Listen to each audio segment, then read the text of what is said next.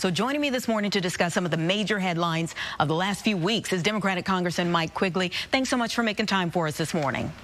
Thank you. Glad to be here. Well, let's start here. The Supreme Court has ruled presidents have absolute immunity for official acts that they perform while in office. Former President Trump applauded the ruling. President Biden condemned it.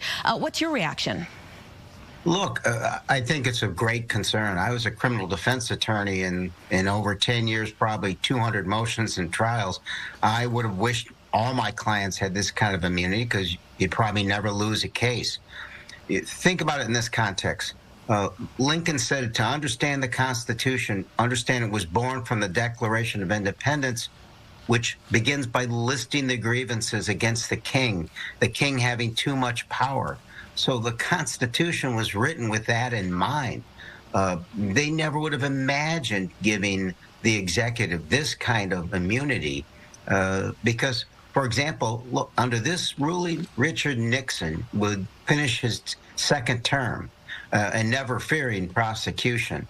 It's a real concern for our democracy. Well, Justice Sotomayor, of course, gave that same reference that you did to a king.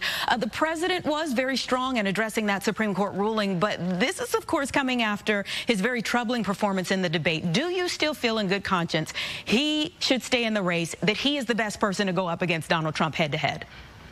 The real tragedy of that debate is we weren't able to see the contrast of the two administrations. The Trump administration ended with a failed coup, and I was in the room where that happened on January 6th.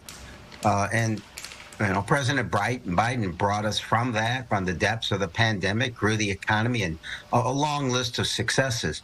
But you have to look at the reality of the situation and understand this. Only President Biden can make this decision.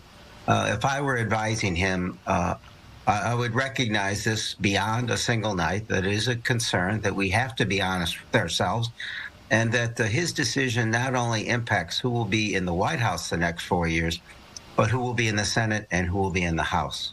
Okay, well, in a first-of-its-kind warning, the U.S. Surgeon General is declaring gun violence a public health crisis. I want you to weigh in on what this means for the push for gun control, and especially a city like Chicago. Sure. As you know, 100 Americans a day are dying from gun violence. Any other disease pandemic that's taking so many Americans, we would have been studying it in extreme levels. We simply don't do that.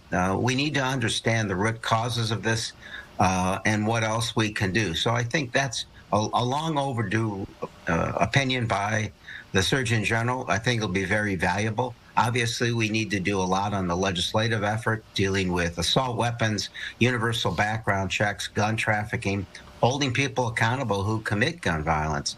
But as you know, the majority of guns confiscated in Chicago come from outside Chicago. So I'm very pleased that the Surgeon General did this. It's just the beginning of understanding the root causes of this crisis. Certainly a lot more that needs to be done with a lot of lives on the line. The city is, of course, getting ready to host the Democratic National Convention. We certainly hope that we'll be able to call on you to weigh in on other issues that matter to voters as we get closer.